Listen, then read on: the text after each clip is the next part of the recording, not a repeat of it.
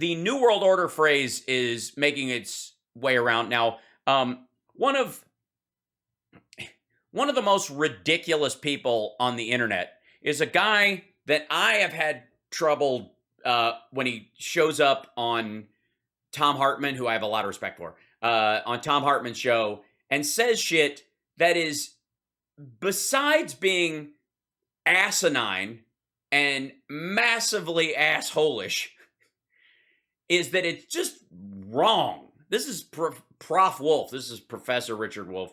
He used to be on like Majority Report or the sideline shows that they had on there. And he's a Marxist professor of economics at fucking, he's on leave or something like that. I don't know if he's still there.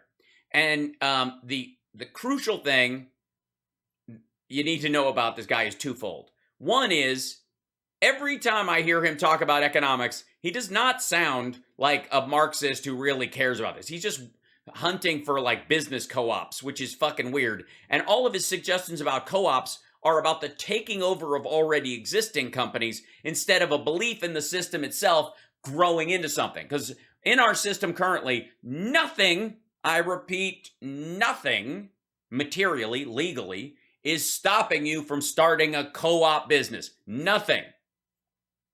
But that's not what he's always suggesting. He's suggesting that in the name of Marxism and socialism and whatever isms he bandies about, which I don't even know if those words have any meaning anymore, he literally cannot explain what socialism is, never has been able to.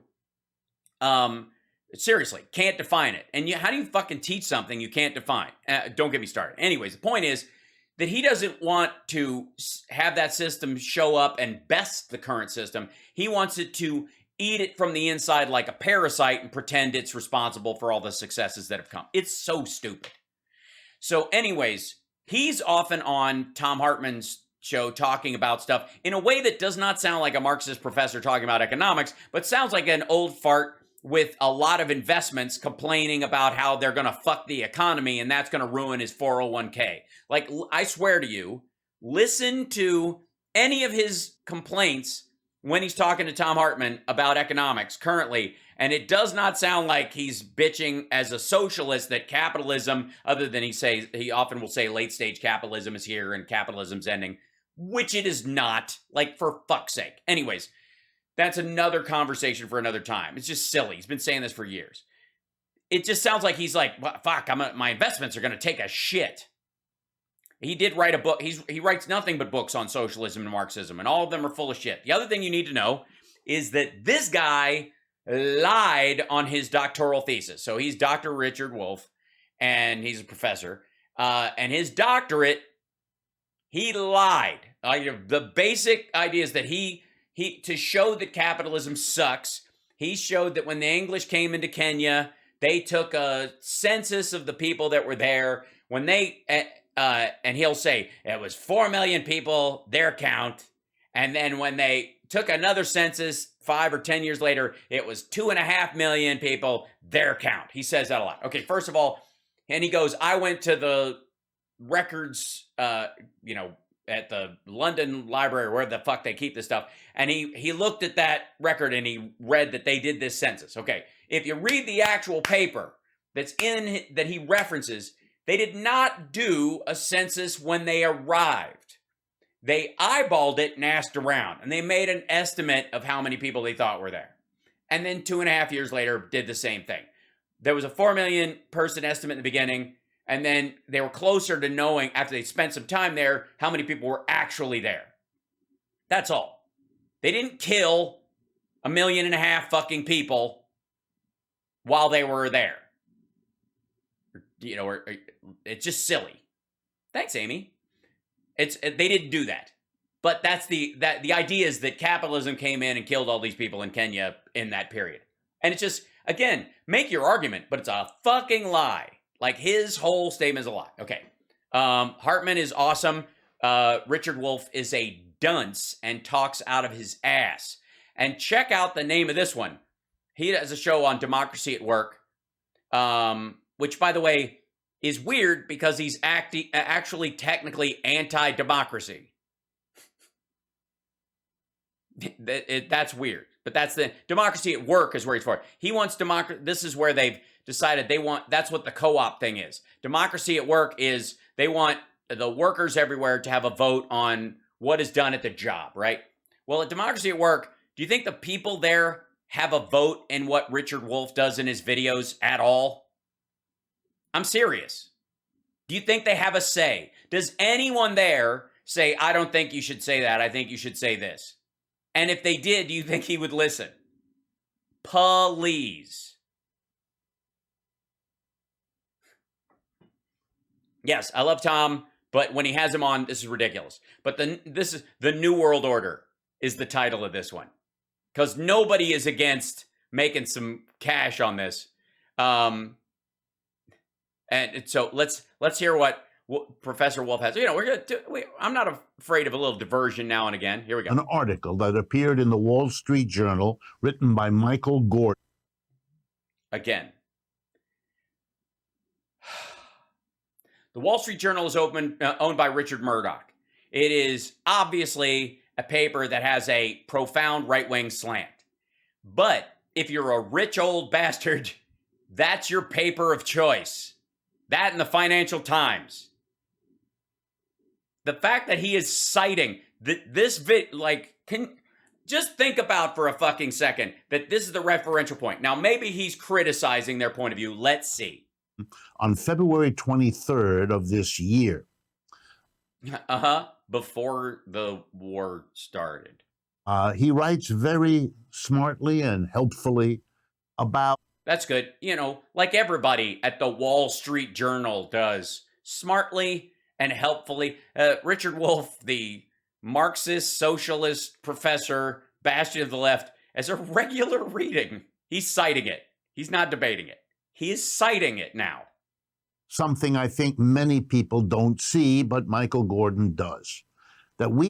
Yes. Yeah, a lot of you saps out there don't get it the way the writers for the Wall Street Journal do, you big dummies. In the midst of a reorganization of the world economic and political order. Yes, nobody notices that America is reshoring factories, that the supply chain got too stretched. People recognize that because of COVID, and they've started to retract. I don't know why nobody but this asshat at the Wall Street Journal seems to notice. He's right about that, and I think it is something we need to think more about as we look at current events. Yeah, that's all right. Then let's do that. I do think, however, that he's wrong in how he describes it. He says it is something Russia and China are doing. That's not. It's not Russia and China that are doing this. This isn't mismanagement of COVID and the rising authoritarianism in China, the genocide of the Uyghur people. It's not Russian military adventurism into a neighboring country that they are currently straying from. It's not. It's us, guys. It's the West. It's America and France and England and Germany and fucking Scotland and Ireland and those bastards in the Czech Republic. And that's who it is. Seems to me to be a mistake. It is no more being done by Russia and China than it is being done by the United States or Japan or Britain or Europe or a whole host. No, okay. So this is there you go. Okay, excellent. Then it's not a blame game. It's just all happening because capitalism's dying. Is that what we're going to do? Something as fundamental as the world order is always a collective project, whether or not the people involved admit it or even see it. Oh, I see. So it's not the U.S. and Europe and China. It's the Pentaverate. That's okay. So it's not. It's the great gathering of, where is it? Hold on 1 second. Well, it's a well-known fact, Sonny Jim, that there's a secret society of the 5 wealthiest people in the world, known as the Pentaverate, who run everything in the world, including the newspapers, and meet tri-annually at a secret country mansion in Colorado known as the Meadows. So who's in this Pentaverate? The Queen, the Vatican, the Gettys, the Rothschilds, and Colonel Sanders before he went Tetzer. If you look at the 19th and 20th centuries, you might say that the 19th was the rise of the British Empire, and the 20th was the decline of the British Empire and the rise of the American Empire. That's a good argument. It's been made. But to say that it was done by the British or done by the United States is... Yeah, they didn't do any of this. It was basically because everybody fell like dominoes. It wasn't because of anything that actually happened. It wasn't the industrial age. It wasn't the fucking... literally the creation of assembly lines and like the invention of new technologies that changed the whole fucking earth. It wasn't that. It was that everybody else were just cream puffs. Mistake. This is part of a global evolution, and some periods of time, global evolution raises one country and brings down another. Yeah, it's just natural. It's like America got a prehensile tail for a little while, and then we stopped using it and it fell off. That's been the story for a very long time. Remember the rise of Rome, the rise of Greece, the rise of the Italian city-states, or whatever other period of history you want. Yes. Remember all that shit that happened before fuel or vehicles or the internet or a geopolitical monetary system? All, you know, those when they wrote those were when basically your houses were made out of stone or sticks, and a wind or a heavy wind or volcano would fuck you up forever, or the Vikings could just roll in every so often and wipe you out. Before airplanes, before vaccines, before enough calories for most people to survive even unhealthfully for years. Remember back when lifespans were 36 years? To see. In my view, what we're seeing is the evolution of capitalism. Just like in earlier phases, we saw the evolution of the slave economy, for example, in ancient Rome or Greece, and so on. So what's... Yes, because that's where it evolved. That's why the word slave comes from a Slavic person. That's where it literally comes from, because of the Greeks and the Romans. That's where it... Thank God slavery doesn't exist on the planet anymore, anywhere. And thank God the Russians aren't kidnapping Slavs from their homeland and forcefully deporting them, which I don't think you could do to somebody in their own country, to Russia. No? Going on is a change in how capitalism, as our current economic system, is evolving. Let me give you simple examples. Once upon a time, capitalism made New... Hold on. If you're going to do the once upon a time, I'm going to need a whoopee. Hold on. I can't. Hold on. This is a serious conversation, so we've got to deal with this in a serious way. Give me 1 second. What was it? Once upon a time, he said? Is that where we started? Back up real quick. Oops, I got to put this on here. Back up to there. Okay, so here you go. Simple examples. Once upon a time, capitalism made New England and then the Midwest the core central success stories of American capitalism. Then capitalism evolved so that we refer to the Midwest not as the core of our capitalist system, but as the Rust Belt. And New England is a place where we have... That's so weird. They cut that on the story, in case you follow it. Once upon a time, we made stuff. And that stuff we used for a very long time. And then when we stopped using that stuff, the places that made that stuff, if they didn't make different stuff, didn't make stuff anymore. That's so weird.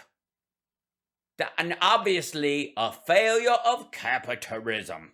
Universities, medical centers, but we don't have heavy industry because that's gone somewhere else. Well, that's because heavy industry make bad water, make bad ale, make it stinky, and then big industry dig a big hole in the ground, make everything ugly, tear down the mountains, all that kind. So move it somewhere else is better nice. Instead of right next door to you, why try to go to school, have a big jackhammer getting limestone out of that not good. So the capitalist system evolved, and therefore rose certain areas were rising up and others were declining. I think. Look, honestly, I think they have a blue pill you could take. I saw it on the TV if you have a problem like that. The other thing is, how is this an evolution when it do the exact same thing? This is how capitalism always does. That's what it does. If it makes something and then people want it, they get it, and then if they don't want it anymore or not good to make that, then they go someplace else. Why is that? Why is that evolution? That's exactly evolution is like capitalism didn't get gills. That's so weird. What's happening now, and this is the scary part for some of you, is that for some of you, obviously, some of my viewers, these lipstick limousine liberals that watches the faux-aggressive millionaire types, the Jimmy Dores of the world, like, obviously, you're going to go, wow, as I fill up my truck, poor people, this must suck for them. But the rest of you. The dominating role of the United States is over. We've had our shot. We've had us. Is it, or is it the premise that domination is militaristic and we've moved past that as a civilization? And that's, talk about an evolution of the power structure of the world, that a new world order would be, again, an alliance of democracies. When's the last time, when's the last time France attacked anybody? You understand what I'm saying? A century, roughly. After World War I, there was no real competitor to the position of the United States. World War I decimated Europe. It never really... Two did. I mean, they didn't have much of an industrial base before that. It was too early. They built most of their industrial base after World War I, leading up to two, and then it got wiped out. Recovered. The beginnings of a recovery were smashed down by having another world war just a couple of decades after the first one was over. Yeah, that was the problem with the Second World War, was the scheduling. I mean, it was impossible for the Europe. Yeah, I mean, honestly, you're trying to get things off the ground, and then, you're busy, you're trying to do your capitalism thing, and here comes a Nazi psychopath who believes that the world should be run by genetic superiors. Dang. Europeans to play the role they had once played. That was true for England, but it was also true for the other contester, Germany. And World War II also decimated. Yeah, that's the way I looked at Germany in World War II. Just another contester. Basically World War II, if you think of it, was a giant, violent, horrifying, racist version of The Price is Right. You know what I mean? It was like $25,000 pyramid, but with concentration camps. It was just a contester. You know what I mean? Here's half of this, and then that's it, right? Japan. So the United States had a free ride after World War II. Did we have a free ride? We had a free ride. That's why. Literally the last 70 years. But yes, we had a free ride. America's, I don't know if you've noticed this, but America's just sailed through life as the premier multicultural democracy on the fucking planet. In the last 70 years, we've never really experienced any strife or discontent on our own shores as we worked out this difficult and complex democracy that we have. We just skated through because we didn't have Nazis right next door. Bay of Pigs. Pfft. I mean, honestly, Cold War. We didn't curtail our economic dreams or any of that stuff based on the Cold War and the fact that there were 3,000 nuclear weapons pointed at this country and at Russia over time. Yeah, I don't know. America's just been breezing right through this shit. Over now. Capitalism is doing what it has always done. It's moved on. The core growth of the production of goods and services has moved from the United States to China, above all else, India, Brazil. No, it did for a time, but then it turned out economically under the capitalist system to not actually work, because all the profits that were made largely over the last 15 years, especially by offshoring stuff to China, were erased by COVID. Literally, giant corporations are going, yeah, we made money in the short term, but ultimately we got fucked on the whole deal, and we can't stay there unless we sell half of our company to the Chinese government, so we're leaving. And during this time, by the way, when liberalism and capitalism is responsible for the vast population growth in China and the ability for them to, like, the rise in quality of life in China overall, it got so high that labor in Mexico is cheaper. So it's coming back this way. Hence the North American free trade agreements. Parts of the world, and everybody's trying to figure out what the new world order will now. Well, clearly it will be run out of the Bohemian Grove by Hillary Clinton as she drinks an adrenochrome milkshake on top of a throne of bones of children and anyone that Huma Abedin has a problem with. You can see it particularly with Germany. It's desperately trying to catch up. It's been in that position for a long time with Germany. Has it? Germany? That's our big worry point. Germany's been trying to catch up. Yeah, they've really been behind the 8 ball since they tried to destroy the world themselves. It's almost as if Russia could have learned a lesson from Germany and didn't. It just got the right to rearm on a scale no one thought would ever happen again. The United States says okay because it needs an ally against the Russians. Out of these kinds of accommodations, we've had real trouble in the history of the world. We'll see where this new world order takes us. That's it. That's Economic Update with Richard Wolff, produced by Democracy Now!, which means somebody else films it and throws, I guess, graphics on the beginning and the end of it. And again, how many of you think that there's a workers' co-op at Democracy at Work or Economic Update? Do you think anybody might have gone, can we do that again one more time, Richard? Because you didn't say shit. And since we're all on the hook for this show, and it's a workers' co-op around here, why don't I have a say in what you go on and say? Well, because I'm the expert. Why? Oh, because I lied on my doctoral thesis and bullshitted my way into the front of the line and have been lying to people forever. He's one of these assholes that thinks that, like one of his arguments is that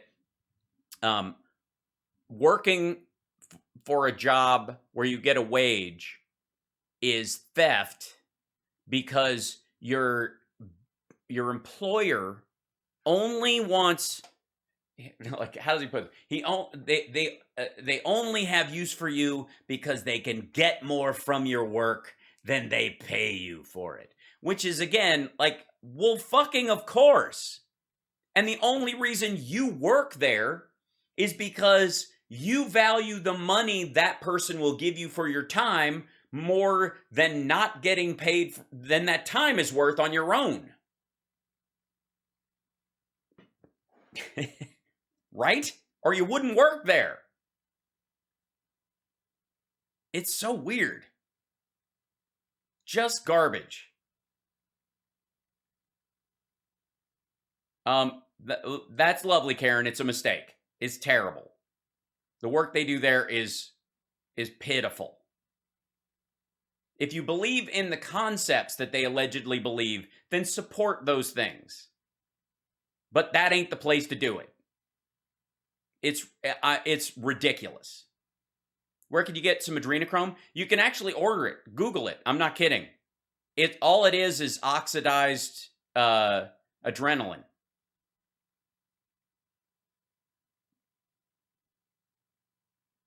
Because, like, in all seriousness, if you believe in sort of what you think is democratic socialism, which is just another, is socialists trying to slap that name onto stuff they actually like that's actually just democratic taxation at work. Things like Social Security, which isn't socialism. It just is not. It is just a function of representative government. That's all it is. And there's nothing wrong with that. But they've slapped this whole democratic socialism thing on as a name as if that's actually a thing. It doesn't exist.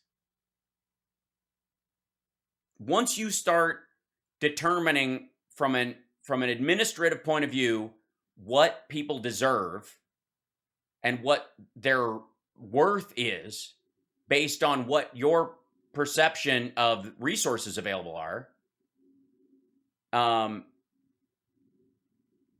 then it's no longer democratic. It just isn't. Which is fine, but say that. I mean, I'm a fan of democracy, but if people aren't, then they should just say it. So anyways, I thought I'd bring that up just because that's an example of, I'm breaking out of the box. Come on.